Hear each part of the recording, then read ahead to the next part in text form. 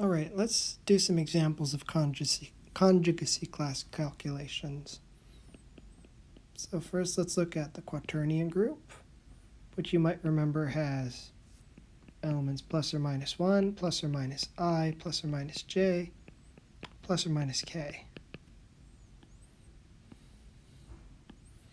And the rule is that I squared, j squared, and k squared are all -1,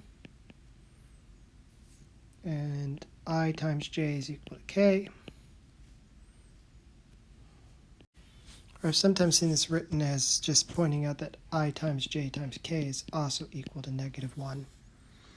And then you can deduce from that that I times j must be equal to k. And so this group has 8 elements, and it's known, and you can see that there are some pretty interesting subgroups. For instance, the subgroup generated by I has index 2.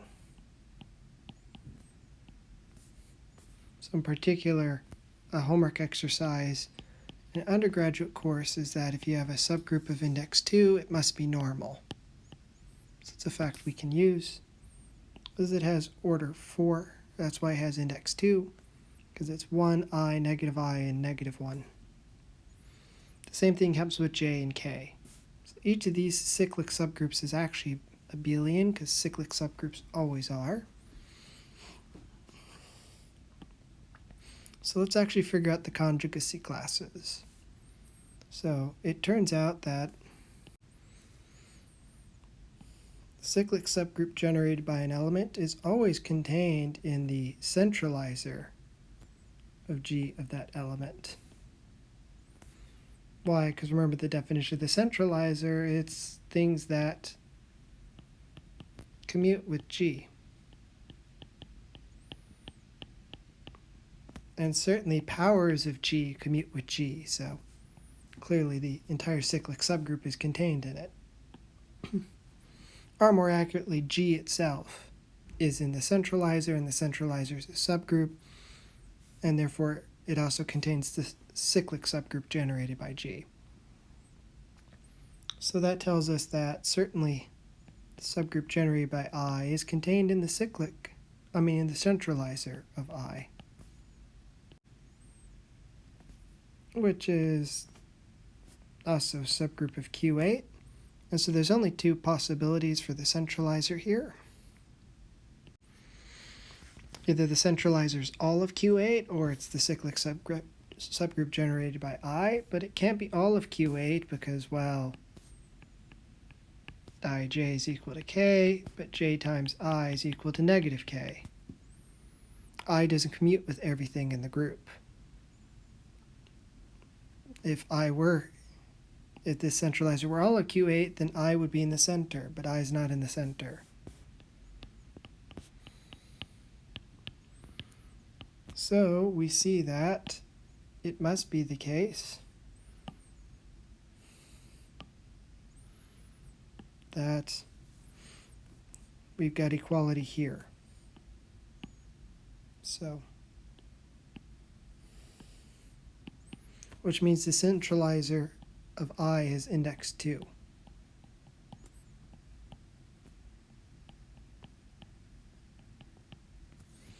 Which tells us that there's exactly one other element in the quaternion group that's conjugate to I.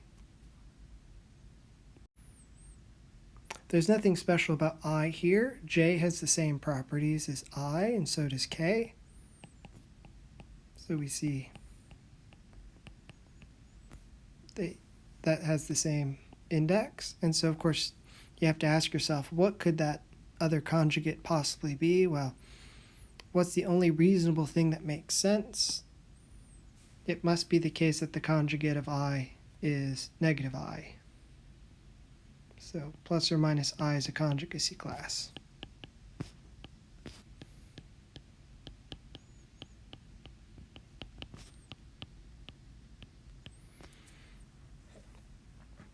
Well, how do you actually prove it? You need to show that negative I is a conjugate of I. So what do you multiply by? Well,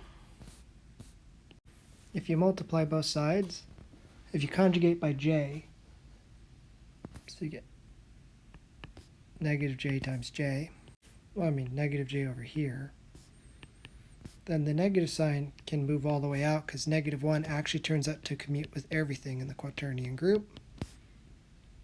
I times j happens to be equal to k, and j times k happens to be equal to I, and there you have it. And something similar happens with the other two. So we see that plus or minus I is a conjugacy class, plus or minus j is a conjugacy class, and plus or minus k is a conjugacy class. It turns out the center is plus or minus 1, which could be seen from the fact that plus and minus 1 commute with everything. So the class equation just says that 8 is equal to 2 plus 2 plus 2 plus 2. Not exactly enlightening, but using this approach we managed to actually figure out the sizes of the conjugacy classes, and using the sizes of the conjugacy classes we were able to figure out the elements of the conjugacy classes.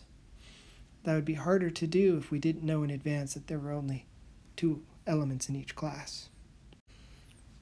As the next example, let's look at D8, the dihedral group of the square. We've seen previously that the dihedral group of the square, the center is given by E and R squared. So the 180-degree rotation. So it accounts for 2 of the elements in the class conjugacy class equation, so we have 6 more to go. Let's look at the remaining group elements. Let's consider R, which is not in the center, and let's consider the centralizer. By the same logic as the quaternion group, it contains the full rotation group and is contained in all of D8. By the same logic as before, since R itself is not in the center, this right-hand inclusion must be proper. And so the center is a subgroup of index 4. Of size 4.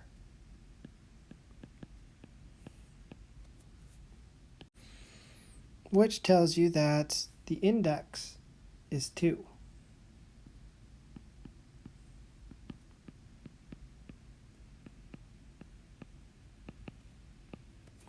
Which means that there's only one other element conjugate to R. So it's worth pointing out the statement of the class equation assumes that you have the representatives of the conjugacy classes in advance, but when we're doing the calculations with explicit examples, we're not starting with that.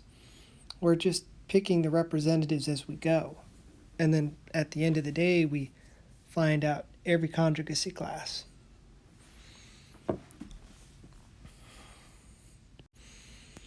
Well, let's consider looking at the example and see what happens. So let's take the vertical reflection. 2, 1, 4, 3.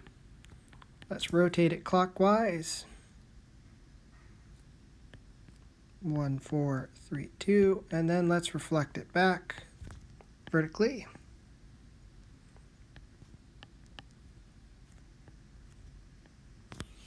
And what do we get? We get the same result as if we did R inverse, or equivalently R cubed. So I just decided to compute one conjugate because I know there's exactly 2 elements of the conjugacy class, so just try compute one of them. And so we see the conjugacy class of R consists of R and R cubed, because R cubed is conjugate to R just by conjugating by S. And why did I conjugate by S? Well, because I certainly need to conjugate by something that's not in this centralizer subgroup. So we got one of the conjugacy classes right here, and we have the center right here. Now it's going to get a little more interesting because now we're looking at S, the vertical reflection. It's a subgroup of its centralizer, ND8, but that's order 2 now. It's certainly not the whole group, so this subgroup is either order 2 or order 4. Again, it's worth drawing the picture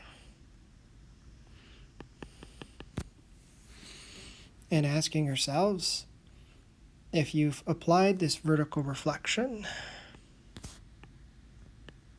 is there any other group operation that commutes with it? So remember, here we have SR equals R inverse S. And so the question is there any way you could actually get commutativity instead? And so we've seen this before. If you use R squared instead, R squared actually commutes with S. And so we've actually seen that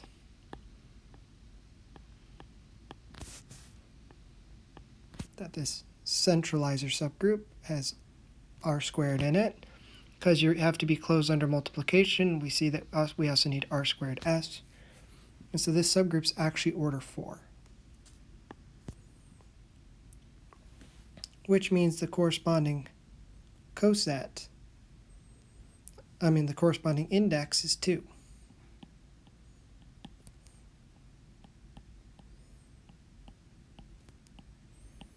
Which means the number of conjugates to S is 2. So there's going to be exactly one conjugate to S. Let's see if we can't figure out what it might be from first principles. Let's just conjugate S by R, or R inverse. By group properties, you can pull the R to the other side. We see that you should get SR squared here. So SR squared is conjugate to S. And based on these calculations, it's the only element that's conjugate to S.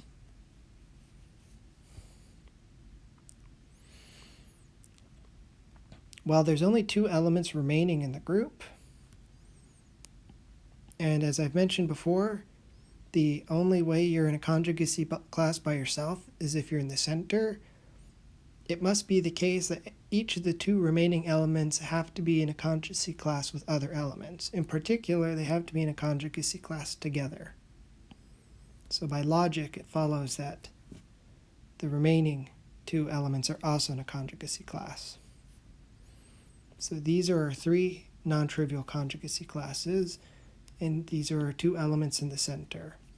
And so again, we get 2 plus 2 plus 2 plus 2 is 8.